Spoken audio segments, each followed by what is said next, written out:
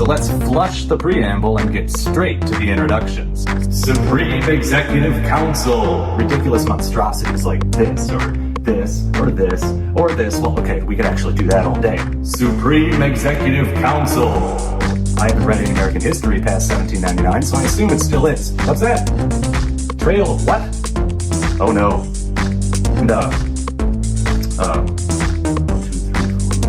Where is that 6th district? I know it was around here somewhere. Ah! That's right.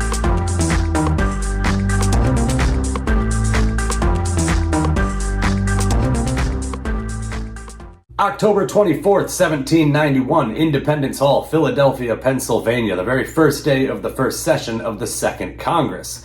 On October 24th, there were 14 states. Everybody say hello to the new guy, by the way. With the addition of Vermont, there were now 67 seats in the House. Of the 66 representatives who were expected to be there, George Leonard of Massachusetts has an excuse, but we'll get to that. Only 38 were on time, which is pretty bad, but at least it's enough for a quorum. Barely enough, but enough. So we're off to a better start than the first Congress was. The first order of business for this Congress was to select a Speaker of the House. They elected Jonathan Trumbull Jr. of Connecticut on the very first ballot. Now, I don't want to turn this into another 45-minute episode, so let's get right into it. We'll start with a couple of easy states, Delaware and Rhode Island. They each had one at-large representative, both of whom were on time on October 24th. From Delaware, John Vining was the incumbent, and he defeated Governor Joshua Clayton and someone called Thomas Duff. There were also these four guys and their massive vote totals. The only county we have records from, though, is Kent County, so maybe these guys had a few more votes in Newcastle or Sussex counties. From Rhode Island, Benjamin Bourne was the incumbent, and he defeated Paul Mumford and James Sheldon. Bourne had actually already been elected to this Congress by the time he showed up to the first Congress on December 17th, 1790. No, he wasn't super late or anything like that. It was just that Rhode Island didn't ratify the Constitution until May of 1790 and didn't hold their first elections until August. They held their next elections for this Congress right away in October. So by the time Bourne arrived to the third session of the first Congress in December, he had already been elected to this second Congress as well.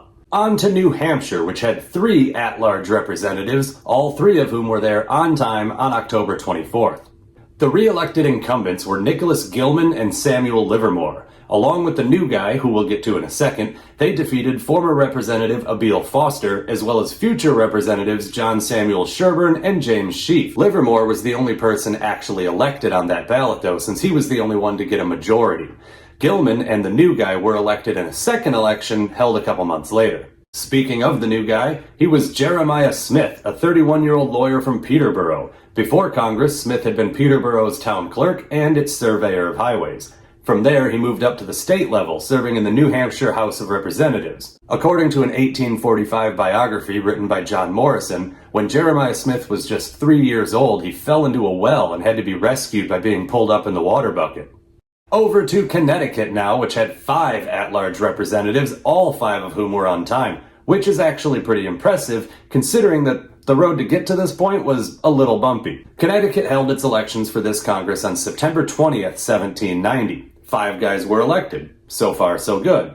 However, one of the winners, Pierpont Edwards, said, "Nah, fam, I'm good," and declined. And so a special election was held on December 16th, 1790, which was won by incumbent Representative Jeremiah Wadsworth, who had just barely missed the cut in the original election. But they were still good. They've got 5 representative-elects, and the first session of Congress doesn't start for another 10 months. Plenty of time. But then, on March 4th, 1791, one of Connecticut's senators, William S. Johnson, resigned. The state legislature elected a replacement on June 19th, 1791, and that person was the recently re-elected Representative Roger Sherman, which created another vacancy. So Connecticut had to hold another special election, which they did on September 19th, 1791, one day short of being a full year since the original election.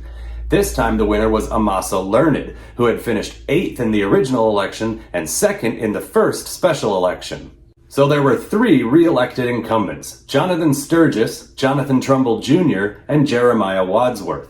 Along with the 2 new guys, they defeated incumbent Representative Benjamin Huntington, as well as future Senator Stephen Mix Mitchell, future Representative James Davenport, and Connecticut Council of Assistants members John Chester and Tapping Reeve. Reeve, by the way, was Aaron Burr's brother-in-law. And now the new guys. Amasa Learned was a 40-year-old school teacher turned preacher turned lawyer from Killingly. He had served twice in the Connecticut House of Representatives, he had been a delegate to Connecticut's State Constitutional Convention, and he had served on the Connecticut Council of Assistants. And yes, I am still mad that I don't get to call all of them Supreme Executive Council. James Hillhouse was a 37-year-old lawyer from Montville. His father was William Hillhouse, a longtime member of the Connecticut House of Representatives. The younger Hillhouse served in that legislature from 1780 to 85 alongside his father. Later, much like Amasa Learned, Hillhouse served on the Connecticut Connecticut Council of Assistants, again alongside his father. So those 4 states, Delaware, Rhode Island, New Hampshire, and Connecticut, were the only states whose representatives were all there right away on the first day on October 24th. If you take the Senate into account, then the only states with full representation right away on the first day were Rhode Island and New Hampshire. Way to go, guys. Over to New Jersey now, who just missed out on the on-time party. New Jersey had 4 at-large representatives, but only 1 was there on October 24th. However, the other 3 all arrived the very next day, October 25th. The 3 of them must have, split the fare on an Uber carriage. The one representative to show up on time was also the only re-elected incumbent, Elias Boudinot. Along with the 3 new guys, Boudinot defeated incumbent representatives Lambert Cadwallader, Thomas Sinnickson, and James Sherman, as well as future representatives James Lynn, Thomas Henderson, and John Beatty. Now let's meet some new faces. Jonathan Dayton was a 31-year-old lawyer from Elizabethtown, later known as Elizabeth. He had served in the Revolutionary War as a teenager, including surviving the infamous winter at Valley Forge. Later, he was a member of the New Jersey General Assembly and the Continental Congress. Also, he was a delegate to the Constitutional Convention in 1787. He was only 26 years old at the time, which made him the youngest signer of the Constitution. Aaron Kitchell was a 47-year-old from Hanover Township. Before getting into politics, Kitchell had been a blacksmith, the first time that occupation has come up. Kitchell's only political experience was a series of terms in the New Jersey General Assembly. And finally, Abraham Clark, who, at 65 years old, was the oldest member of this House since Roger Sherman had moved to the Senate. Clark was a lawyer from Elizabethtown. He had been a longtime member of the Continental Congress as well as the New Jersey General Assembly. He was also a signer of the Declaration of Independence and a delegate to something called the Annapolis Convention of 1786. So, you've all heard of the Constitutional Convention of 1787, especially if you've watched my previous videos. I think the only phrase I've used more is Continental Congress. But until now, I haven't mentioned the Annapolis Convention of 1786. Mostly because it didn't actually do anything, but it did directly lead to the Constitutional Convention, so I guess it is noteworthy. Long and boring story made shorter and slightly less boring.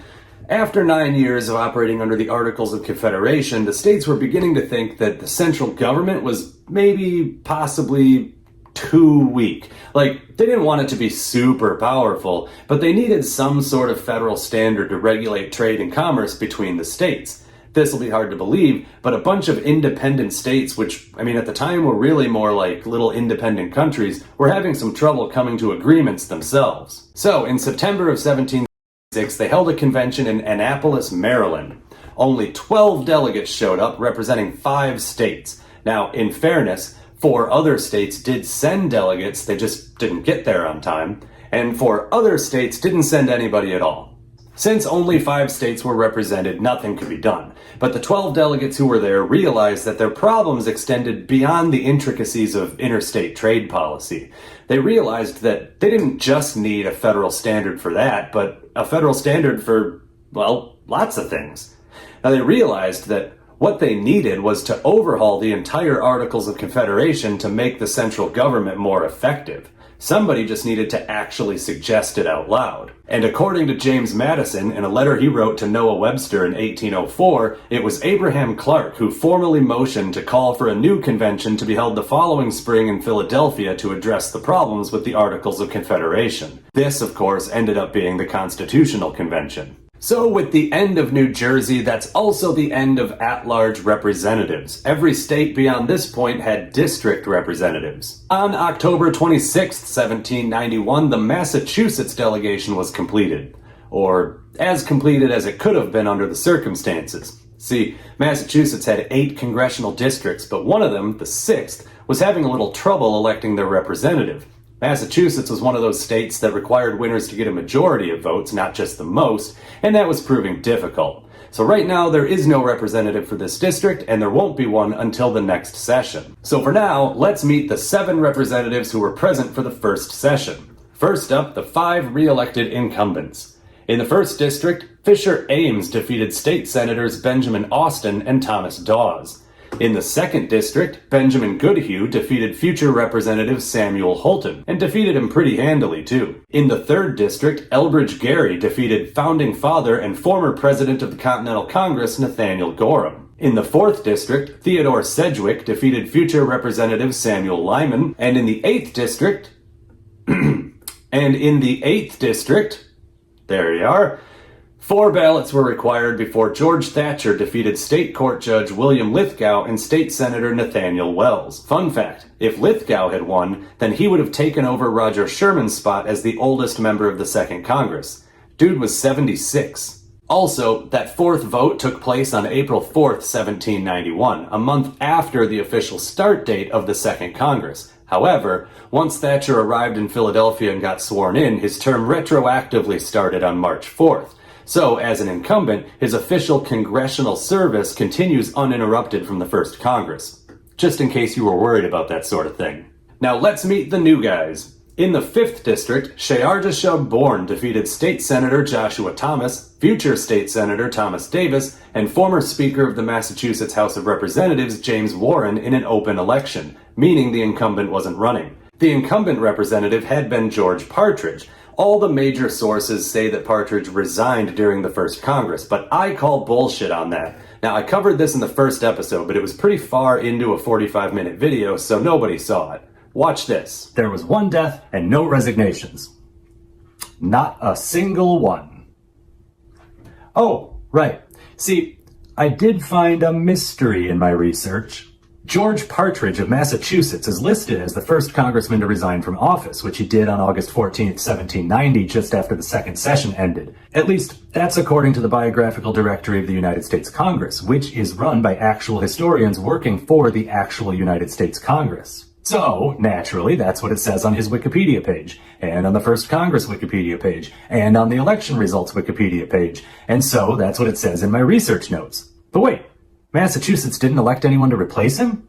Well, that's a hell of a thing. Why not? So, I turned to the Journal of the House of Representatives, and I'll be damned. There he is. Showed up for work December 10th, 1790. Damn you, Biographical Directory of the United States Congress. Why must you turn my notes into a house of lies? Now, here's why I'm so hung up on this. If it were true that Partridge resigned, then the timing of it, August of 1790, would make him the first congressman to resign from office, which would be a distinction that's pretty noteworthy. But it's not true. Partridge did request permission to leave the 2nd session early right around that time, but he returned for the 3rd session along with everybody else. He was late, but he was there.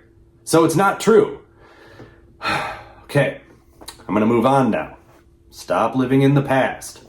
Live in the now! Sheardishab Bourne was a 45-year-old lawyer from Barnstable, Massachusetts. Before Congress, Bourne had been a member of the Massachusetts House of Representatives and a delegate to the state convention to ratify the Constitution in 1788. And if you're wondering about the unusual name, I know I was, it's apparently biblical. Now, I'm not a big religion guy, but I say, if you're gonna pick biblical names, this is the way to go. We've got enough Johns and James and Marks. Let's bring back Sheardishab. And Nimrod, too, while we're at it. The other new guy was from the 7th District. Artemus Ward, a 63-year-old former merchant and career public servant from Shrewsbury, defeated incumbent Jonathan Grout.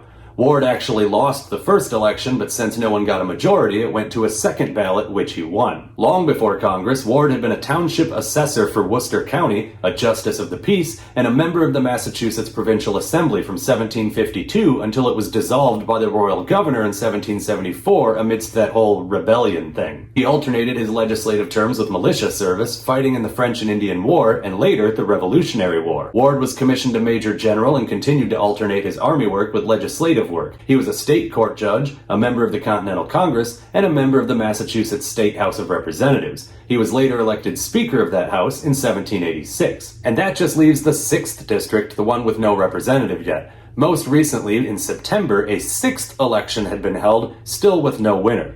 In the end, it's going to take 9 votes, and it's going to take until April of 1792. A few more days went by, and on October 31st, 1791, both representatives from the new state of Vermont arrived. The 1st District, known as the Western Division, was represented by Israel Smith, a 32-year-old lawyer originally from Suffield, Connecticut. Smith defeated future Congressmen Matthew Lyon and Isaac Titchener. Before Congress, Smith had been a member of the Vermont House of Representatives and a delegate to the State Constitutional Convention. The 2nd District, known as the Eastern Division, was represented by Nathaniel Niles, a 50-year-old lawyer who defeated future Representative Daniel Buck and Vermont State Attorney Stephen Jacob. Before Congress, Niles had been everywhere. He was born in Rhode Island. He attended college at Harvard in Massachusetts. He graduated from the College of New Jersey in New Jersey. He went to New York City and worked as a teacher. He went to Connecticut and worked as a preacher. That rhymes, Marge, and you know it rhymes. Speaking of rhyming, he was also a published poet. He wrote The American Hero in 1775, and after being set to music by Andrew Law, it became a popular song during the Revolutionary War and into the early 1800s. Niles moved to Vermont after the war and was elected to the State House of Representatives. Later, he was a justice on the state Supreme Court and, like Israel Smith, a delegate to the State Constitutional Convention. On November 3rd, 1791, the largest delegation, Virginia, was completed. They're taking it easy on us for this episode, though. Of their 10 representatives, 9 were re-elected incumbents from the first Congress. In the 1st District, Alexander White easily defeated someone called J.P. Duvall. In the 2nd District, John Brown defeated Judge James Marshall, who was the younger brother of future Chief Justice John Marshall. In the 3rd District, Andrew Moore was re-elected unopposed. It's also possible that the records were just lost over time, but I prefer to think he ran unopposed. In the 4th District, Richard Bland Lee defeated his own cousin, former Continental Congressman Arthur Lee. Incidentally, by the way, a couple years after this election, Arthur Lee's brother, Senator Richard Henry Lee. You remember that from the first half of this episode, of course. Arthur Lee also lost the special election to fill that seat. In the 5th District, future President James Madison defeated fellow future President James Monroe in a landslide. As you also no doubt recall from the first half of this episode, James Monroe was later elected to the Senate to replace temporary appointee John Walker, so I'd say Monroe recovered from this landslide loss okay. Also, is this the only time that 2 future presidents faced off in a House of Representatives election? I'll look into it and get back to you on that. In the 7th District, John Page defeated Francis Corbin, Henry Lee, not that Henry Lee, and Meriwether Smith, who had actually died 9 months before the election. In the 8th District, Josiah Parker easily defeated someone called Isaac Avery. In the 9th District, William B. Giles defeated Thomas Edmunds, who was a member of Virginia's House of Delegates. And from the 10th District, Samuel Griffin was re-elected unopposed. Or the records are lost. You know the drill. The only new representative came from the 6th District, which was an open election after incumbent Isaac Coles retired. Abraham B. Venable, a 32-year-old lawyer and plantation owner from Prince Edward County, defeated a pair of Chucks, Charles Lynch and Charles Clay. Before Congress, Venable had been Deputy Attorney General for Prince Edward County, and that's about it. Most of his political career is still ahead of him at this point. As is his untimely death in a theater fire, but that's a story for another episode. On November 7th, 1791, 2 more states were completed, Georgia and North Carolina. Georgia had 3 representatives. The only re-elected incumbent was Abraham Baldwin, who represented the 2nd District, also known as the Middle District. He defeated future Representative Thomas P. Carnes. As for the two new guys, the 1st District, formerly known as the Lower District, now known as the Southern District, also known as the Eastern District, Jesus Christ, Georgia, get it together, was represented by Anthony Wayne, a 46-year-old former surveyor turned career military man originally from Easttown Township, Pennsylvania. His exploits during the Revolutionary War earned him the nickname Mad Anthony Wayne. He won a very close election, a suspiciously close election. Wayne defeated incumbent Representative James Jackson by less than 1%. Jackson actually challenged the validity of the results, and the case would go to trial in the House of Representatives. So we'll see how that plays out later. Before moving to Georgia, Wayne had been a member of Pennsylvania's Committee of Safety and its Provincial Assembly. After the war, he returned to Pennsylvania and served in the State House of Representatives. Around the same time, he began operating a couple plantations near what is now Port Wentworth, Georgia. This meant he was spending most of his time down there. Eventually, rumors of an affair between Wayne and Catherine Greene, the wife of General Nathaniel Greene, began to spread. Wayne's wife left him, and so he officially moved to Georgia in 1788 and was immediately selected as a delegate to the state constitutional convention. The 3rd District, formerly called the Upper District, but now called either the Northern District or the Western District, was represented by Francis Willis, who was a 46-year-old military man originally from Frederick County, Virginia. He defeated incumbent Representative George Matthews. Before Congress, Willis was, well, honestly, we don't know much of anything about him. He fought in the war, then moved to Georgia in 1784. And, you know something? Georgia's been pretty wild.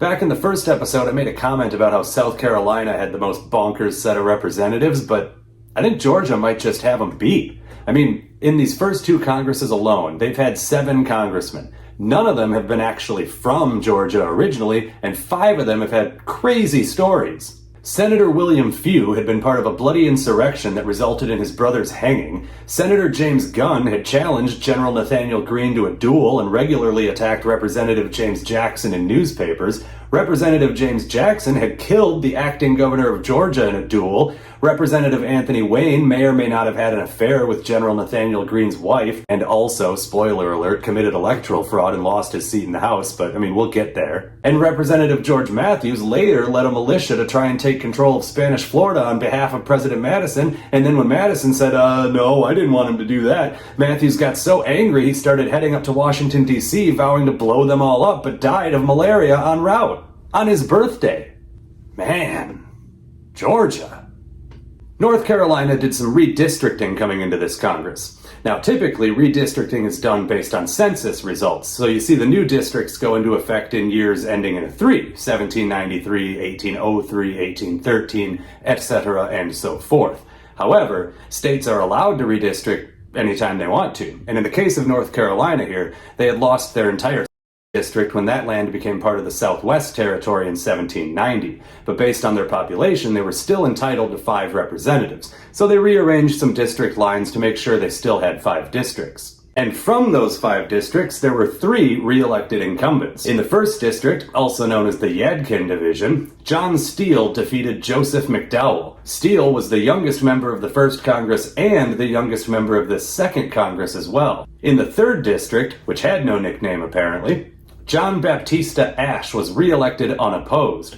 In the first episode, I called him John Baptista Ashe, but he might have just been John Baptist Ashe. And this page here lists him as Jonathan B. Ashe, but I haven't seen that one anywhere else, so I think we can just ignore it. From the 4th district, also known as the Albemarle Division, Hugh Williamson defeated future Representative Charles Johnson. On to the new guys. In an open election for the brand new 2nd District, also known as the Center Division, Nathaniel Macon, a 33-year-old plantation owner from Warrenton, defeated future Representative Alexander Mabane. Since this was a new seat created in the redistricting process, there was no incumbent.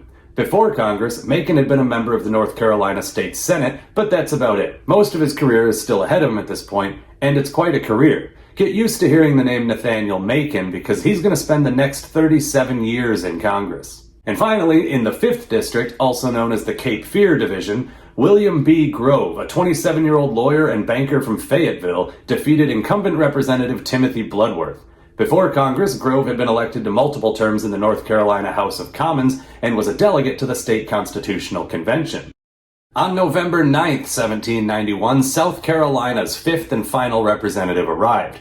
Now, the election records for all these guys are lost, so we don't know who any of them defeated, but 4 of them are re-elected incumbents from the 1st Congress. From the 1st District, aka the Charleston Division, William L. Smith. Back in 1789, Smith had been the first congressman to have his election challenged when David Ramsay petitioned Congress to disqualify Smith based on the fact that he had lived in Switzerland for so many years. So I guess that's not really an election challenge, it's more of an eligibility challenge, but you get the idea. From the 3rd District, aka the Georgetown Division, Daniel Huger. From the 4th District, aka the Camden Division, Thomas Sumter. From the 5th District, aka the 96th Division, Thomas Tudor Tucker, who I affectionately refer to as Triple T.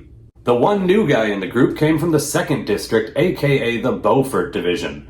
Robert Barnwell was a 29-year-old military man from Beaufort. During the war, he was injured so badly at the Battle of Matthews Plantation in 1779 that he was presumed dead and left on the field. A slave found him and took him to his aunt's home, where he spent the better part of a year recovering.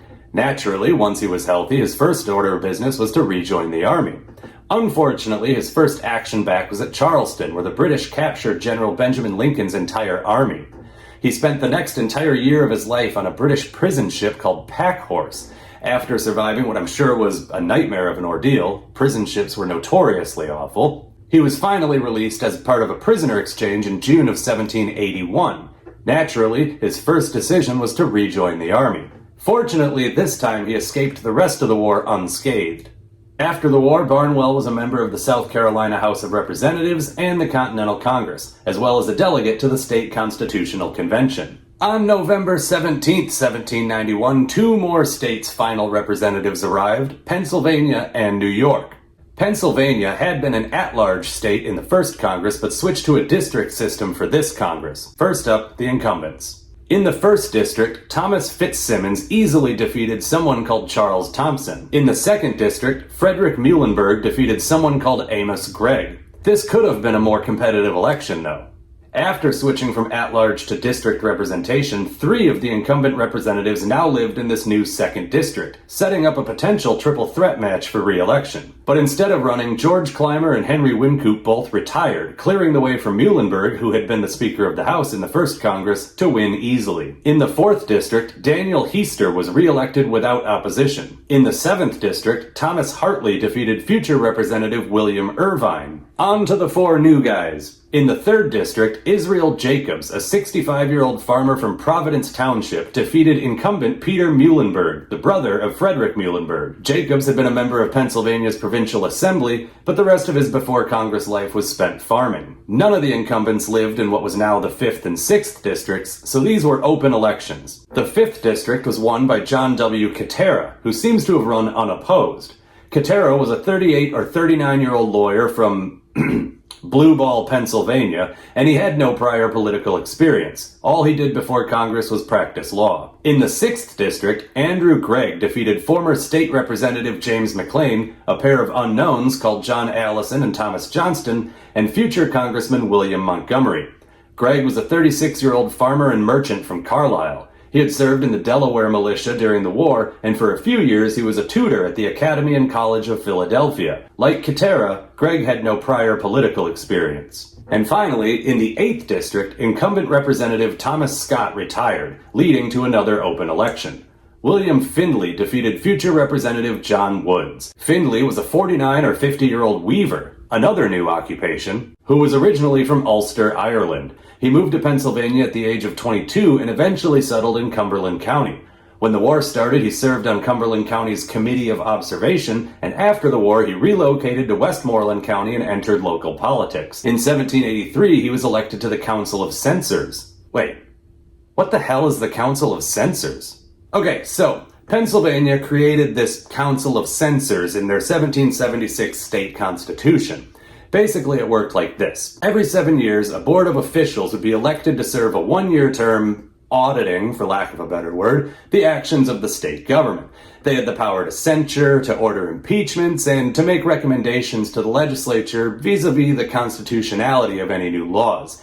It was essentially an oversight committee, and any changes to the state constitution had to go through or come from them. It only lasted until 1790.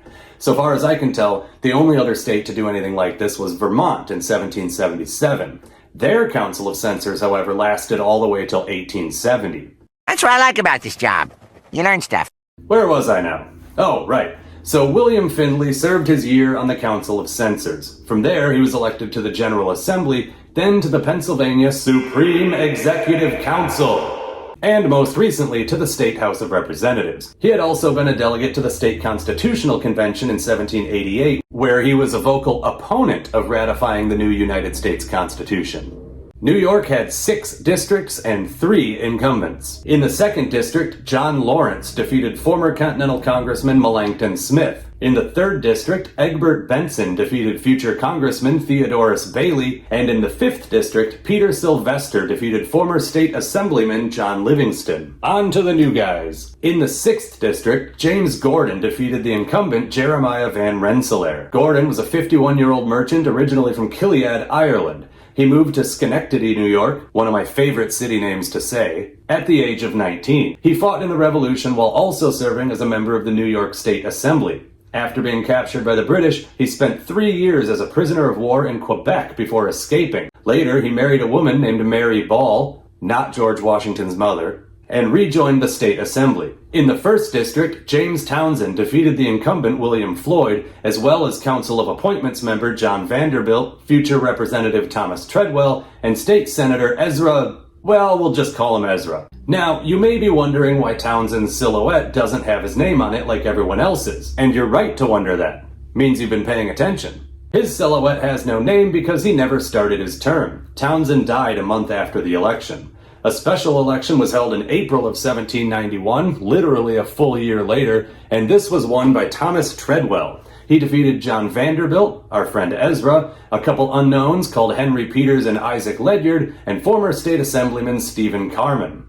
Treadwell was a 48-year-old lawyer and judge from Smithtown. He had been a member of New York's Provincial Assembly, the State Assembly, and the State Senate. And he had been a delegate to several state constitutional conventions. But what you really want me to talk about is the eye patch.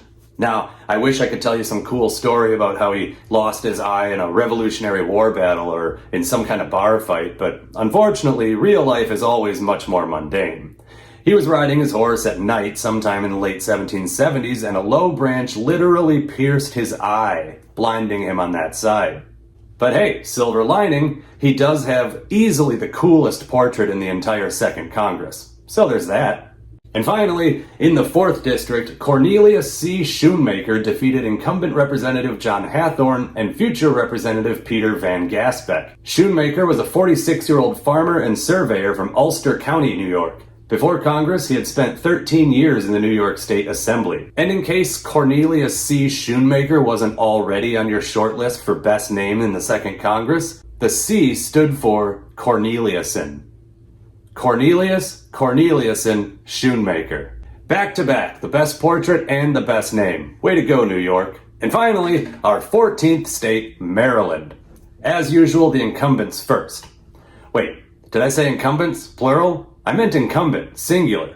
Maryland voters replaced 5 of the 6 representatives from the first Congress, the exact opposite of Virginia. The one and only re-elected incumbent was 2nd District Representative Joshua Saney, who defeated former State Attorney General James Tilghman in a close election. Not suspiciously close like Wayne versus Jackson down in Georgia, but still pretty close. To the new guys! In the 1st District, Philip Key defeated incumbent Representative Michael J. Stone. Key has the distinguished honor of being the last originally elected representative to arrive in Philadelphia, which he finally did on November 25th, 1791, which is actually only a month late. That's not all that bad, to be honest. Anyway, Key was a 40 or 41-year-old lawyer from St. Mary's County. Before Congress, he had been a member of the Maryland House of Delegates, then the St. Mary's County Committee of Correspondence, then back to the Maryland House of Delegates on and off for the next 11 years. In the 4th District, Samuel Sterrett was elected unopposed after incumbent William Smith retired. Sterrett was 32 or 33 years old and was originally from Carlisle, Pennsylvania. His family moved to Baltimore when he was 3. He was a member of the Maryland State Senate in 1789, and that's pretty much it. In the 5th District, William Vans Murray defeated incumbent George Gale. Murray was a 31-year-old lawyer from Cambridge. His only previous political office was the Maryland House of Delegates. In the 6th District, Upton Sheridan defeated incumbent Daniel Carroll. the cousin of Senator Charles Carroll. Sheridan was a 50 or 51-year-old judge from Frederick County. Before Congress, he had been a delegate to the State Constitutional Convention, a member of the Maryland House of Delegates, and a member of the Maryland State Senate. And finally, the 3rd District. This one is a hot mess. Okay, so first things first. In the election, William Pinckney defeated incumbent Representative Benjamin Conti. However, Pinckney resigned without ever showing up in Philadelphia. This is where the questions start. Up in Connecticut, Roger Sherman had done the exact same thing, resigned without ever starting a term. And so he is not listed as a member of the House who served for a little while and then resigned, which is correct. He's not. He never started a term, so he doesn't count as a member of the House. However, William Pinckney is listed by all the major sources as a member of the House who resigned. I think it's because his resignation happened after the first session started. But did it? The Biographical Directory of the United States Congress says Pinckney resigned in November, probably because they're using the membership roster, which is the official roster of the Second Congress directly from the House.gov website. As a result of that, all the Wikipedia pages also say Pinckney resigned in November. However, according to the Journal of the House, Pinckney had sent a letter of resignation to the Governor and Council of Maryland on September 26, 1791. And I believe that's the correct date. I think the November date comes from this. The House of Representatives discussed Pinckney's resignation in November, and that's the only time he's mentioned. And here's another reason to believe the September date. The special election to replace Pinckney happened on October 26th, which, according to my research, is before November. Also, the letter that was forwarded to the House Committee of Elections also contained the certification of John Francis Mercer, who had just won that special election. So in my mind, it's settled. William Pinckney resigned on September 26, 1791. He never arrived in Philadelphia, he never got sworn in to start a term, and therefore he does not count as one of Maryland's representatives. That was exhausting. But we made it through all the originally elected representatives. It's now November 25th, 1791, and we've got 65 of our 67 seats filled. Remember, one of them is the empty seat that William Pinckney was supposed to be in, and the other one was the Massachusetts seat that was having some trouble finding a winner. Also on November 25th, 1791, the House set a trial date for the contested election down in Georgia between James Jackson and Anthony Wayne. The trial was set for the first Monday in February. On February 6, 1792, John Francis Mercer arrived to take his seat. He had been elected unopposed from Maryland's 3rd District to replace William Pinckney. Mercer was a 32-year-old lawyer and plantation owner who was originally from Stafford County, Virginia. He had served in the Virginia House of Delegates, then the Continental Congress, then back to the House of Delegates, before getting married and moving to Maryland in 1786. There he served in the Maryland General Assembly. Oh, and hey, February 6th was also the first Monday in February, but no trial yet. It got postponed to February 27th. And then got postponed again to March 12th. March 12th, 1792, the contested election trial begins. James Jackson spent the better part of 3 days making his case, sometimes passionately. He was called to order on at least one occasion. Now, I won't bore you with all the details. It's interesting, but it goes on for a while, and you can read it all yourself if you want. But here's the short version. Jackson was accusing a man called Thomas Gibbons, basically Wayne's campaign manager, of electoral fraud. In one county, there were more votes than voters. In another county, an illegal second polling place had been opened. There were also reports of drunk and/or unqualified election officials. The whole thing's pretty wild. On March 16th, the House voted 58-0 that Anthony Wayne had not been duly elected. On March 21st, they took another vote as to whether or not they should give the seat to Jackson. This time the vote was tied, 29-29. Speaker of the House Jonathan Trumbull broke the tie by voting no. As a result, they declared the seat vacant and had Georgia set up a special election. On April 2nd, 1792, Massachusetts' 6th District on the 9th ballot finally got a winner, so we'll meet him in the next session. On May 8th, 1792, the first session of the Second Congress came to an end. On June 1st, 1792, Kentucky split off from Virginia and became the 15th state. As a result, Virginia's 2nd District Representative John Brown lost his job. Turned out okay for him, though. He was elected as one of Kentucky's first 2 senators instead. Virginia's representation, meanwhile, dropped from 10 seats to 9. On July 9th, 1792, Georgia held their special election to replace Anthony Wayne. Somebody's missing. James Jackson. That's right. After going to all that trouble to get that seat declared vacant, Jackson did not even run in the special election. He had a good reason, though. He was elected to the Senate instead, so we'll see him again in the next episode. On September 7th, 1792, Kentucky elected their first 2 representatives. And that brings us to Monday, November 5th, 1792, Independence Hall, Philadelphia, Pennsylvania, the first day of the second session of the Second Congress.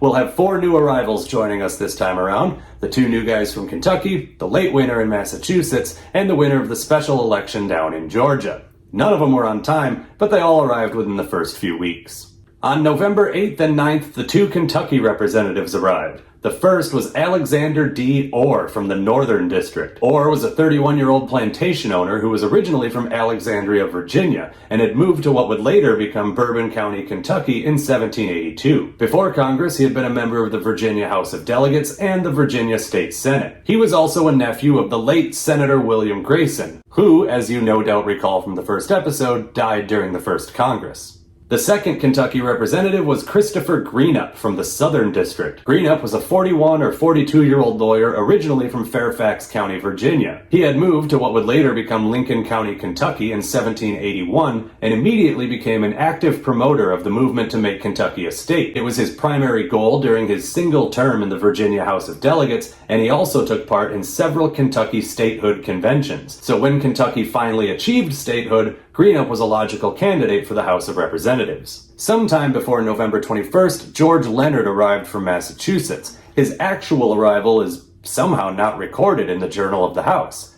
But he wasn't there with the original group on November 5th, and suddenly he was there in a vote on the 21st. He was also a re-elected incumbent, so after all that waiting, and even though he missed the entire first session, his term retroactively starts March 4th, 1791.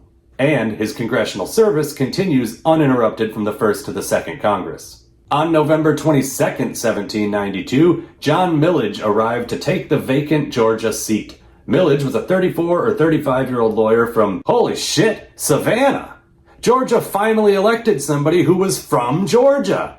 After fighting in the war, Millage went right into politics. He was the Attorney General of Georgia and a member of the Georgia General Assembly. In the special election for the seat, Millage defeated someone called Matthew McAllister, a fellow former state attorney general and the future mayor of Savannah. On December 6, 1792, Maryland Representative Joshua Saney resigned.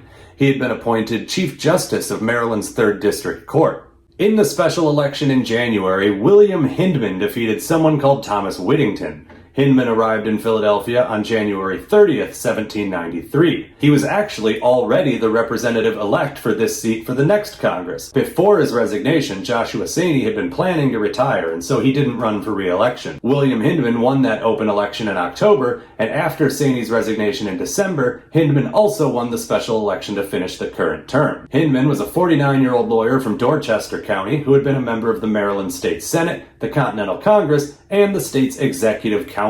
We made it to the end! Oh, alright, so, altogether the second house had 71 representatives. 32 of those 71 representatives were new, meaning we've now met 98 representatives. Adding the 39 senators and subtracting the 2 guys who went from the House to the Senate, we've now met 135 congressmen. Only about 11,000 more to go. And I'm not exaggerating. As for resignations, the second House of Representatives only had 1, Joshua Saney. Remember, Roger Sherman and William Pinckney don't count because they never actually started their term. The other vacancies were from John Brown of Virginia, whose district ceased to exist, and Anthony Wayne of Georgia, whose seat was declared vacant. And it's important to note here that that was not an expulsion. Sometimes it gets listed as one, but it's not. The House trial was only ever about the election, and the vote only declared the seat vacant. Anthony Wayne himself was never on trial. On a more positive and less confusing note, no one died. That's right. Between the House and the Senate, the Second Congress combined for 0 deaths. It's going to be a while before we can say that again. And now, since it's the end of the congressional term, it's time for some election cycles. Now, what did I say back at the beginning of this video? I don't want to turn this into another 45-minute episode, so I've been talking for about a week now, so I imagine I am not going to succeed in that goal. Anyway, in the interest of saving some time, which seems kind of silly at this point, but whatever, I'm not going to run through each election result. These are the 45 guys who were re-elected, so I'll cover those elections when I reintroduce them in the next episode. These are the 9 guys who either lost their election or chose not to run, but they'll return to the series later, either as representatives or senators. And so, finally, that just leaves us with 17 guys who are leaving this series forever. So let's say farewell to Anthony Wayne of Georgia. After his very brief time in the House, Wayne resumed his military career, becoming a major general in the Army just weeks after leaving Congress. He turned over his Georgia plantations and all of his slaves to his creditors to help settle his debts, and he went to the Northwest Territory to fight Indians, and oh boy, fight them he did. The short version goes like this. A number of tribes had formed a loose confederacy and generally fought alongside the British during the Revolutionary War, since, they wanted to keep living on their land, and the British had promised that they would be able to do that after the war. When Britain lost, they gave the United States sovereignty over the Northwest Territory, but at the same time, Britain also refused to leave all of their forts and encouraged the Native Confederacy to keep fighting. So this led to a situation where the United States was trying to peacefully form treaties with the native tribes and allow for white settlement without conflict, while at the same time actively fighting with those same native tribes. This was going about as smoothly as you might imagine. And the native tribes were winning.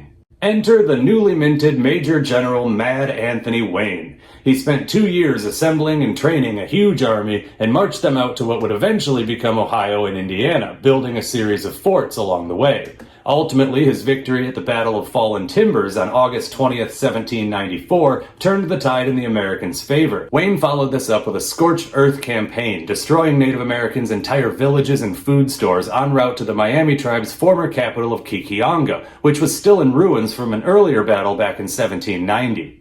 He built a new fort on the site, one you've probably heard of, Fort Wayne.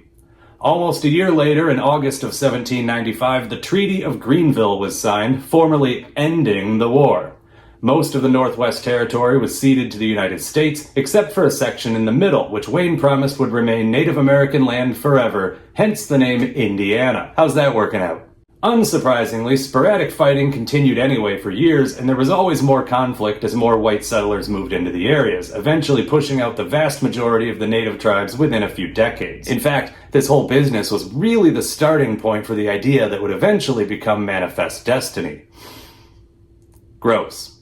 Anyway, Wayne died in 1796. His son, Isaac Wayne, would go on to be a one-term representative from Pennsylvania. A century later, in 1930, there was an actor by the name of Marion Morrison who was preparing for his first starring role. The film's director decided to give him a stage name, which was a common practice. Inspired by Anthony Wayne's at the time very whitewashed, heroic story, the director first wanted to call the young man Anthony Wayne. Someone said that sounded too Italian, and so he went with John Wayne instead. And the rest, as they say, is history. Francis Willis of Georgia lost his election. Badly. After Congress, he retired to private life in the Southwest Territory, settling in what would later become Maury County, Tennessee. He died in 1829, either on January 25th or April 3rd, depending on the source. Interestingly, he was a candidate for the House of Representatives again way later in 1825, running for election from Tennessee's 6th District. He lost that election to future President James K. Polk. Philip Key of Maryland lost his election to George Dent. After Congress, Key served another term in the Maryland House of Delegates, where he was elected Speaker of the House. He died in 1820. One of his cousins, Philip Barton Key, would go on to be a representative from Maryland, and another cousin, Francis Scott Key, famously wrote the Star-Spangled Banner during the War of 1812. Key's great-grandson, Barnes Compton, also served in the House of Representatives. Joshua Saney of Maryland. After resigning in 1792, Saney was the Chief Justice of Maryland's 3rd Judicial District. Later, he joined the Democratic-Republican Party and ran for Congress again, and he actually won. But unfortunately, he died 19 days after the election. Somewhat surprisingly, too, he was only 42 years old. Samuel Sterrett of Maryland did not run for re-election. He retired to private life, but he did pop up again during the War of 1812 when, in his mid-50s, he commanded an independent company of troops in Maryland. He eventually died in 1833. Upton Sheridan, also of Maryland, also did not run for re-election. He retired to private life, although I guess he did serve briefly as a commissioner of the 4th Division of Maryland for the valuation of land and houses and enumeration of slaves, whatever the hell that means. He died in 1800. Elbridge Gerry of Massachusetts lost his election to Samuel Dexter. See my Elbridge Gerry video to learn more about his post-Congress career. He died in office as vice president in 1814. Cornelius Corneliuson Schoonmaker of New York lost his election to Peter Van Gasbeck. This one makes me sad because I love that name so much. After Congress, Schoonmaker served again in the New York State Assembly and then died in 1796. His grandson, Marius Schoonmaker, became a representative from New York. I don't know if his middle name was Mariuson, but I sure hope it was. That would be delightful.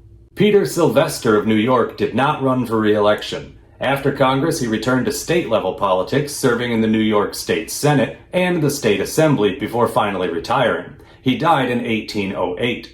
His grandson, Peter Henry Sylvester, was a representative from New York. John Steele of North Carolina, the youngest member of both the 1st and 2nd Congresses, did not run for re-election. After Congress, he became Comptroller of the Treasury. Later, he was elected to the North Carolina House of Commons in 1812, and he was elected again in 1815, but unfortunately, he died the very same day.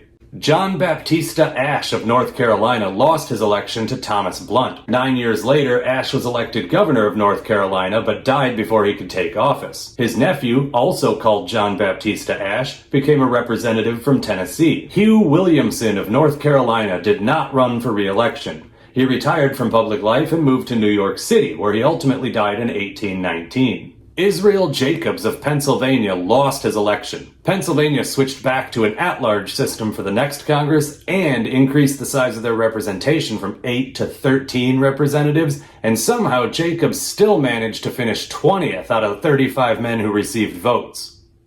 Not a great showing.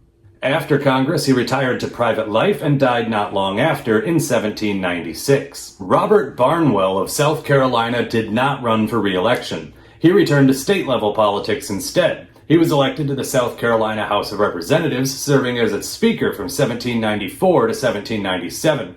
After that, he was elected to the state Senate, serving very briefly as its president in 1805. Then he finally retired, ultimately dying in 1814. His son, Robert Woodward Barnwell, went on to be a member of the House of Representatives, the United States Senate, and the Confederate Senate. Boo!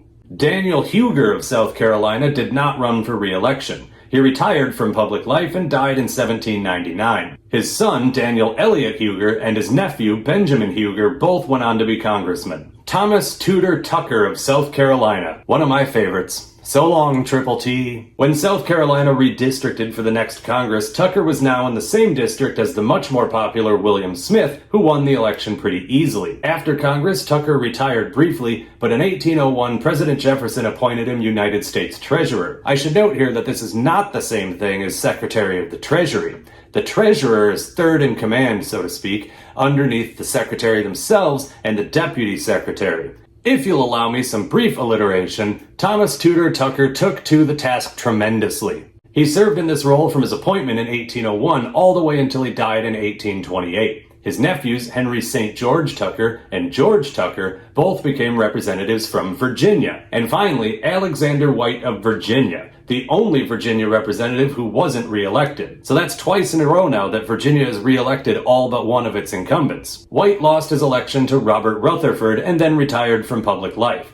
That is, until 1795, when President Washington appointed him as one of the commissioners of the federal city, planning the construction of the future Washington, D.C. White was replacing Daniel Carroll, who had resigned for health reasons, which is also a nice callback to this section of the first episode of this series. On top of that job, White also served a couple more terms in the Virginia House of Delegates, and he died in 1804. His nephew, Francis White, became a representative from Virginia. And that's it! We made it! And if you're still with me at this point, I appreciate you more than words can say.